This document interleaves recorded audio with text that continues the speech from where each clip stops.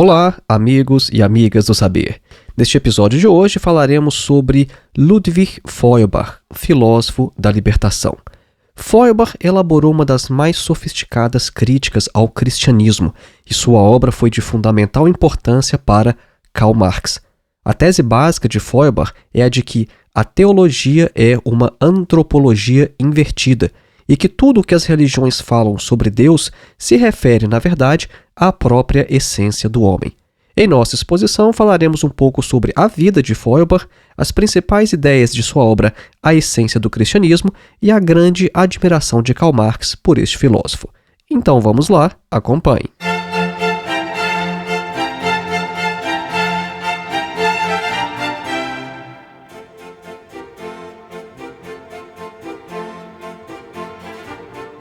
Antes de iniciar, um breve recado.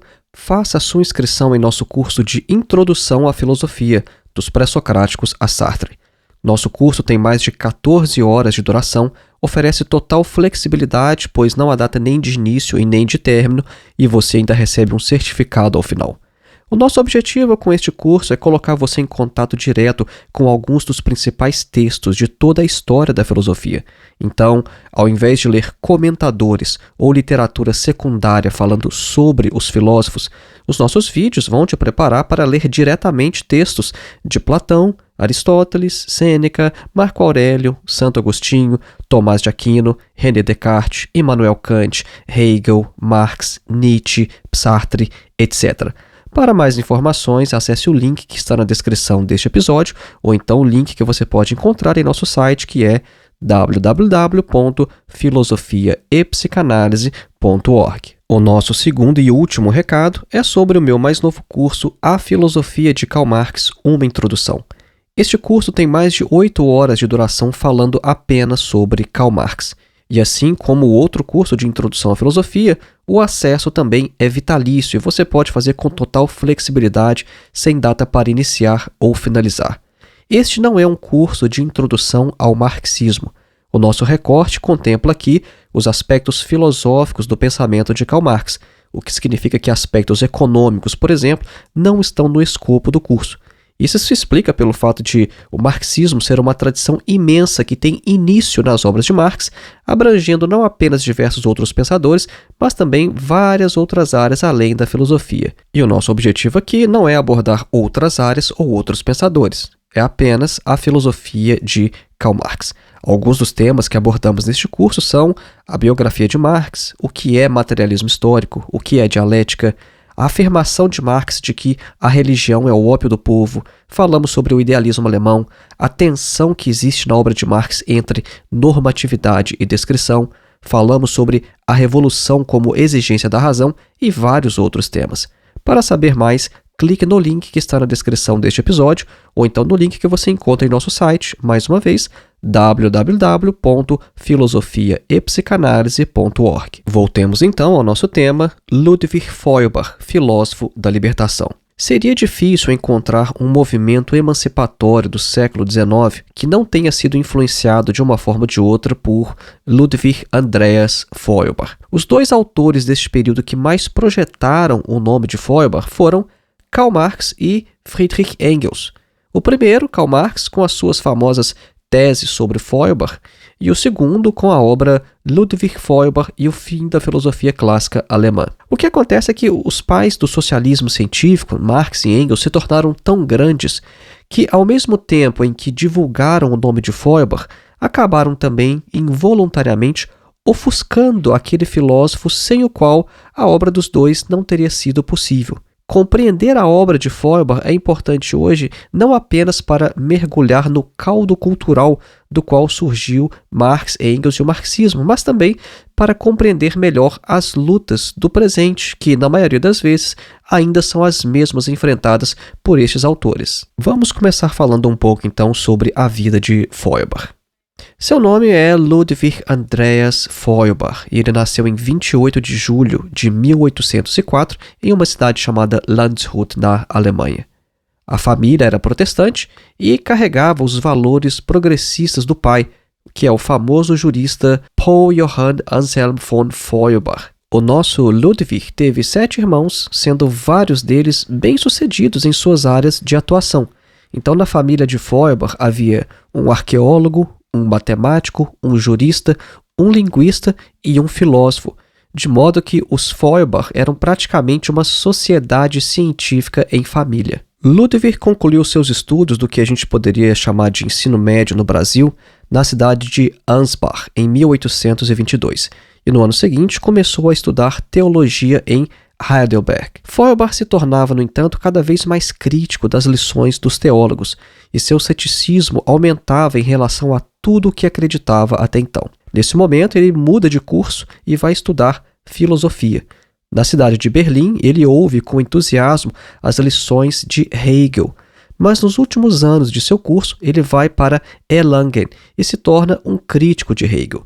Uma forte tendência para o concreto, para os sentidos e para a percepção se desenvolve em seu pensamento, e nesse período ele se ocupa também das obras de Giordano Bruno, cuja influência ele carregará por toda a vida. Em 1829, Feuerbach obteve permissão para lecionar na Universidade de Erlangen, onde ficou somente até 1832. Durante este período foi publicada anonimamente a sua obra Reflexões sobre a Morte e a Imortalidade, de 1830, e nessa obra ele se opõe à crença na imortalidade e deixa claro já ter rompido com o cristianismo. Só um pequeno parênteses aqui, eu mencionei essa cidade de Erlangen, é uma cidade vizinha à cidade na qual eu moro, que é Nuremberg, na Alemanha. Inclusive, por coincidência, quando eu me mudei para cá, eu percebi que aqui na região havia vários monumentos ao filósofo Feuerbach. Então, pesquisando, eu vi que ele morava justamente aqui na região onde eu moro. Então, mais ou menos num raio de 500 metros, 1 quilômetro da minha casa,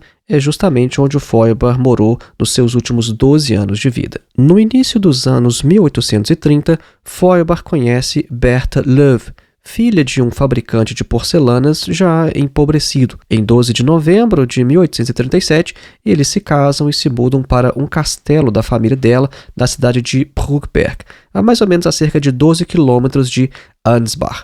Lá o casal teve 2 filhas, uma das quais faleceu ainda criança. Ao mesmo tempo em que exercia sua atividade como filósofo e docente, Feuerbach também buscava um equilíbrio na natureza. Ele se encontrava com camponeses e se sentava com estes nas tavernas. Ele escreveu o seguinte, abre aspas, lógica eu aprendo em uma universidade alemã, mas ótica, a arte de ver, isso eu aprendo em um vilarejo alemão, fecha aspas. Então, os anos em Brugberg foram muito produtivos e nesse período apareceram suas obras mais importantes. Vamos falar agora sobre uma das principais características do pensamento de Feuerbach, que é antropologia ao invés de teologia. A crítica à religião e o materialismo antropológico de Feuerbach ocupam o centro de seu pensamento. Uma das principais tarefas de sua filosofia é construir, é formar, é desenvolver o ser humano.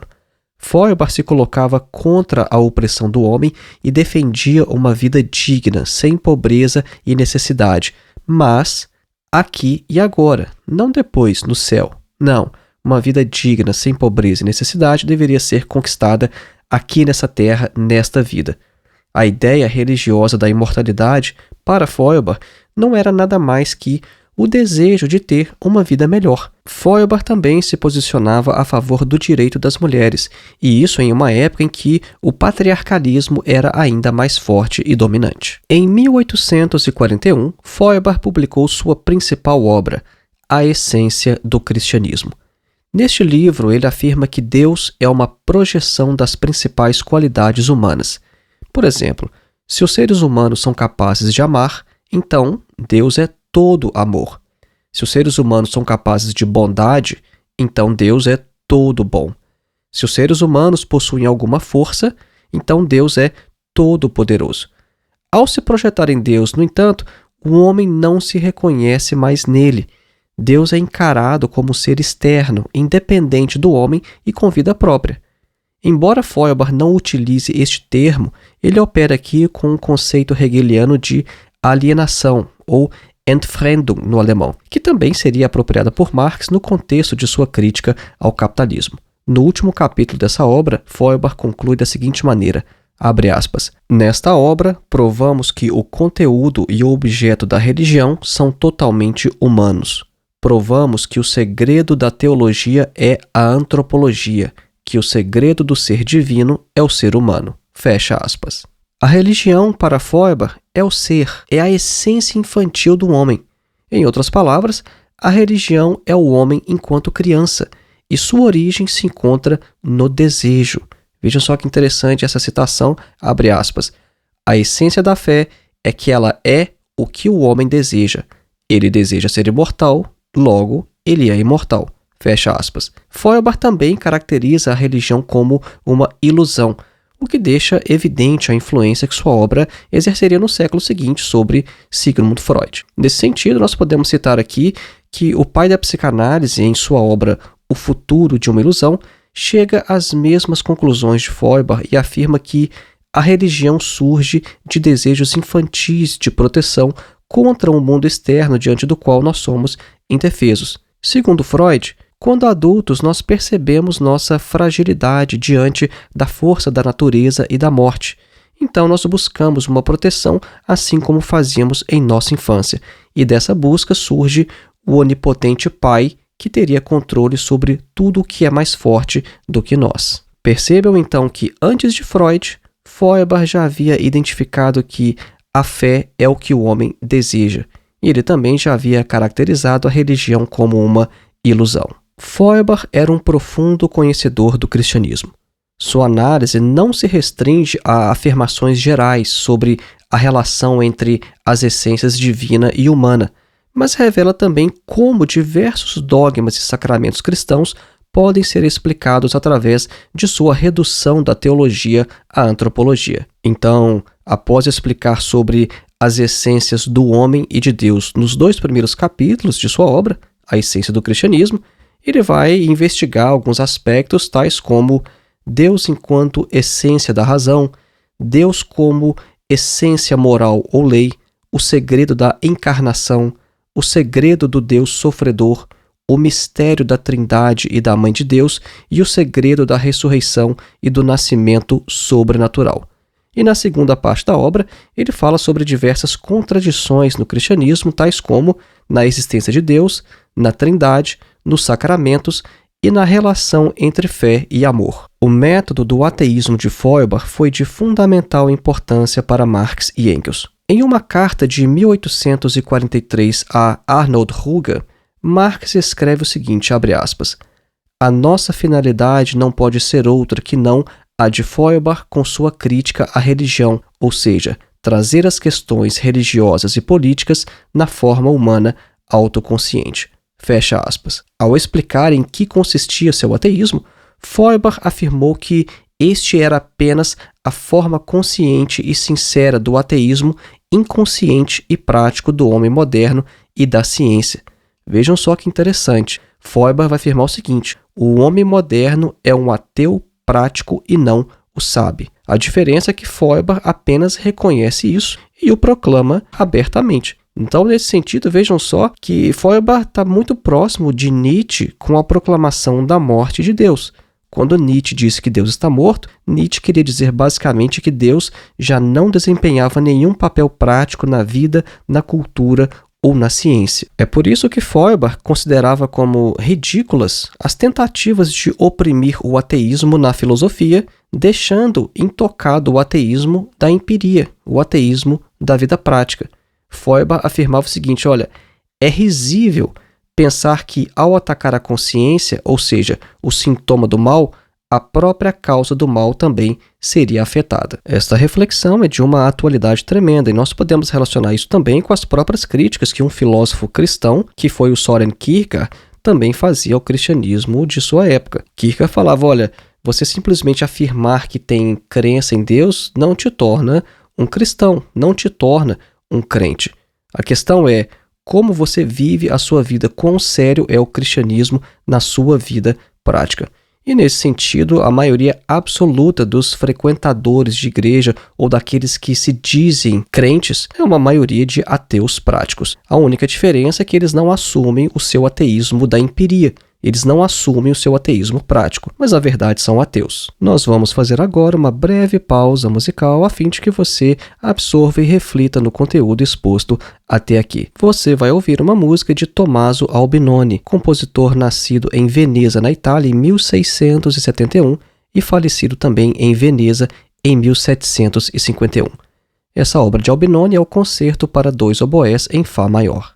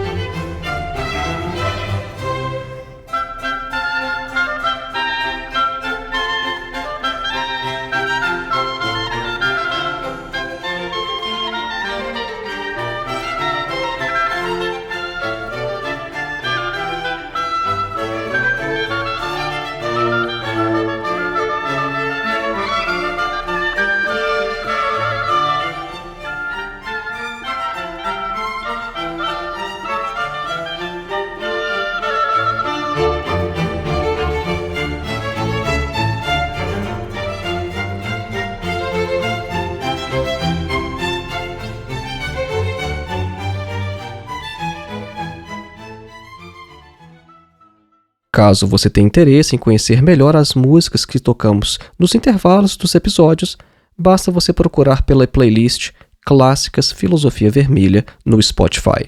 Voltemos então ao nosso tema, Ludwig Feuerbach, filósofo da libertação. Vamos falar um pouco agora sobre a recepção de Feuerbach, mais especificamente por Marx e Engels.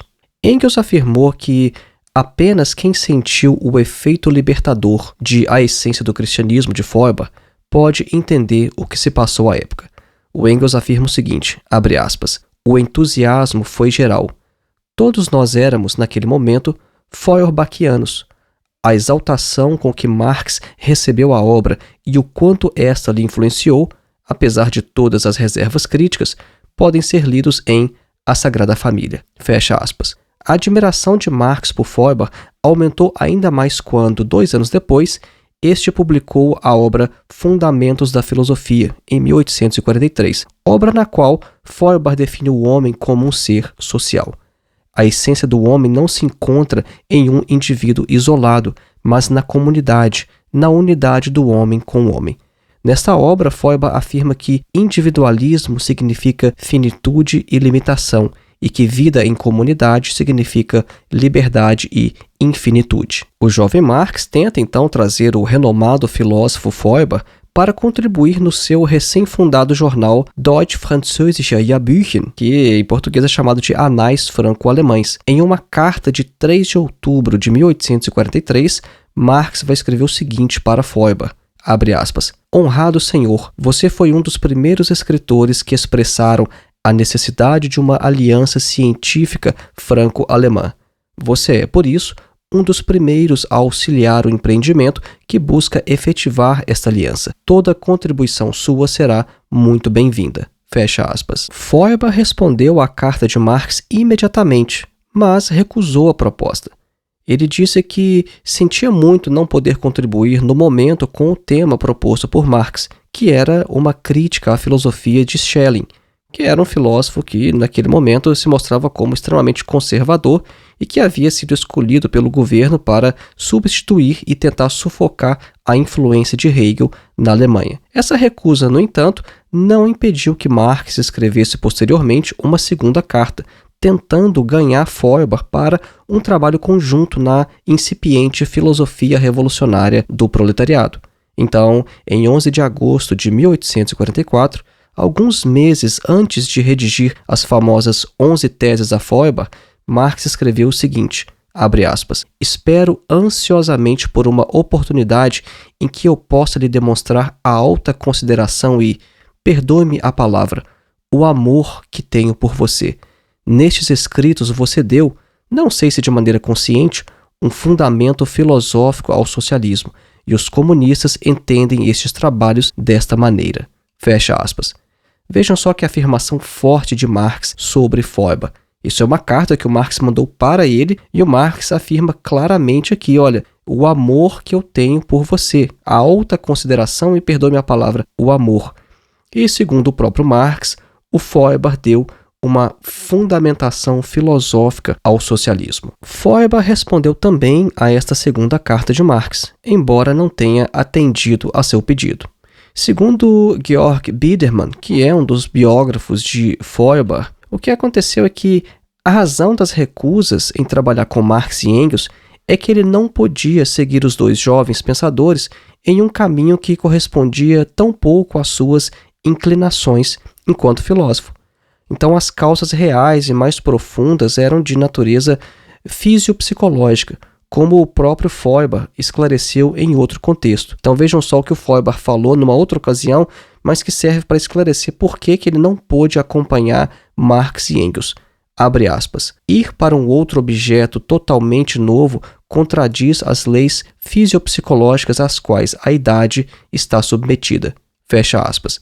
Então, dizendo de outra forma, Feuerbach considerava que, em 1843, ele já tinha realizado seu objetivo de vida com sua crítica da religião e alcançado o topo de sua atividade teórica. O que acontece é que a capacidade de se dedicar bem a um objeto de estudo se desgasta ao longo de alguns anos ou décadas e não está mais disponível uma segunda vez. Feuerbach não podia, então, naquela idade, mudar completamente de sua linha de investigação, de sua linha de pesquisa, para acompanhar dois pensadores mais jovens e de alto calibre como Marx e Engels. Nós mencionamos agora que Feuerbach considerava que ele já tinha alcançado o topo de sua atividade filosófica. E, de certa maneira, Marx também parecia compreender a coisa dessa forma. Porque Marx afirma, por exemplo, na introdução de sua crítica da filosofia do direito de Hegel, o seguinte, abre aspas, a crítica da religião termina com a doutrina de que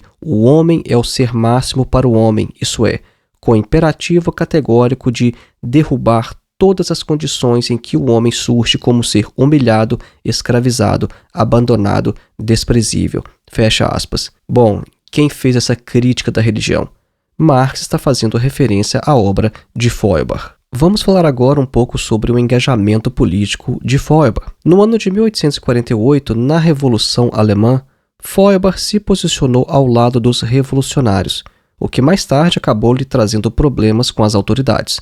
No fim deste mesmo ano, a pedido de vários estudantes, ele ministrou as palestras de A Essência da Religião em Heidelberg. Então havia um público entusiasmado que ouvia suas palestras e, na galeria do salão, ao lado dos ouvintes previamente inscritos, havia também diversos operários e trabalhadores que podiam acompanhar suas palestras gratuitamente. Após a derrota da Revolução de 1848, Feuerbach se mostra resignado e volta para a cidade de Bruckberg. Ele passa a ser vigiado pela polícia e sua casa chega a ser revistada. Em 1860, empobrecido após a falência da fábrica de porcelanas herdada da família de sua esposa, ele é obrigado a deixar a cidade sem dinheiro nem mesmo para o transporte dos móveis e se muda para Rechenberg, que é hoje parte de Nuremberg. Rechenberg hoje é praticamente um parquinho aqui do lado da minha casa. Eu já mencionei nesse episódio que ele morou os 12 últimos anos de sua vida aqui e é exatamente aqui do lado. O parquinho até hoje tem o nome de Rechenberg. Ao passar dos anos, Feuerbach se sentia cada vez mais ligado ao proletariado e estudou o Capital de Marx. Então, assim como Feuerbach havia influenciado Marx, este agora também lhe trazia contribuições, e seu pensamento ético claramente incorpora as descobertas de Marx no campo da economia política. Feuerbach reconhecia agora que a moral e a virtude possuíam estreita relação com as condições materiais de vida. Ele afirma o seguinte, olha só essa citação de Feuerbach que interessante, hein? Abre aspas, a virtude precisa, tanto quanto o corpo, de alimentação, roupas, luz, ar, espaço. Onde os homens vivem amontoados uns sobre os outros, por exemplo, nas fábricas inglesas ou nas moradias populares, onde não podem nem mesmo compartilhar o oxigênio em quantidades suficientes, lá não sobra espaço para a moral, sendo ela apenas um monopólio dos senhores donos de fábricas, dos capitalistas. O fundamento da vida é também o fundamento da moral. Fecha aspas. Nós podemos dizer então que, de certa maneira, Feuerbach superou, com a influência de Marx, as doutrinas morais de Kant e Fichte, que permaneciam em normas éticas abstratas. A relação entre as condições materiais de existência e o comportamento ético dos homens, entre o ser social e a consciência social, permitiu a Feuerbach reavaliar a doutrina de Kant. Inclusive, ele afirma basicamente o seguinte, olha, se o Kant tivesse escrito sua doutrina moral não para professores de filosofia, mas para trabalhadores, diaristas e lenhadores, para camponeses e operários, essa teoria de Kant teria princípios totalmente diferentes. Feuerbach faleceu em 13 de setembro de 1872. O recém-fundado Partido Social Democrata, ao qual Feuerbach havia se filiado 2 anos antes, conclamou assim os trabalhadores para o seu funeral. Abre aspas. Trabalhadores, companheiros, o grande lutador pela libertação do povo em relação à escravidão espiritual, o famoso pensador, o instruído filósofo Ludwig Feuerbach caiu para a morte e nem a situação política e nem a situação social pela qual ele nos é conhecido vos impedirá de nos estender as mãos para uma manifestação de massas contra o sacerdócio. Fecha aspas. 2 dias depois de sua morte, seu corpo foi levado por uma multidão de pessoas, a maioria trabalhadores, e um mar de bandeiras vermelhas ao cemitério Johannes Friedhof, em Nuremberg. Entre 6 e 10 mil pessoas compareceram ao seu funeral, o que correspondia a aproximadamente 10% da população da região naquela época. E ainda hoje, todos os anos no dia de sua morte, buquês de flores são deixados no túmulo de Feuerbach. Eu já visitei o seu túmulo pelo menos 2 vezes no cemitério aqui da cidade e sempre que eu vou, de fato, há flores lá. A memória de Feuerbach continua viva não apenas devido aos monumentos aqui na cidade, mas principalmente devido à sua obra e à enorme influência de seu pensamento na teoria de Marx e Engels. Certamente a teoria de Feuerbach não teria sido tão propagada sem o materialismo histórico fundado por Marx e Engels, mas sem a filosofia de Feuerbach, por outro lado, sem o seu princípio antropológico que proclamava que o homem é o ser supremo para o homem, a concepção materialista da história de Marx e Engels também não teria sido possível. Lembrando mais uma vez, faça sua inscrição em nosso curso de Introdução à Filosofia dos Pré-Socráticos a Sartre. O link para o nosso curso está na descrição deste episódio, assim como o link para o nosso novo curso, A Filosofia de Karl Marx, uma Introdução. Um grande abraço e até o próximo.